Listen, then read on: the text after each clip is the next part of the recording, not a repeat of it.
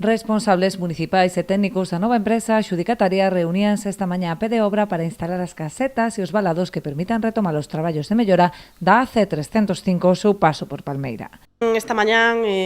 tanto a enxeñeira municipal como o concelleiro da parroquia iban a estar ali xa cos primeiros equipos que iban a chegar a ver como se atopaba o que era o vallado, a colocar xa as casetas da nova empresa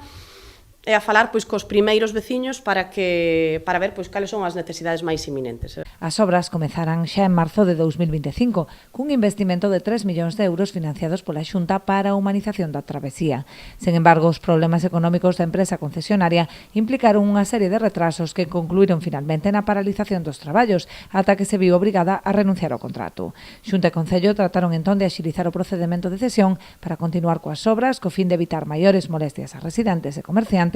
así como finalizar canto antes a infraestrutura que debería entrar en servizo este mesmo verán.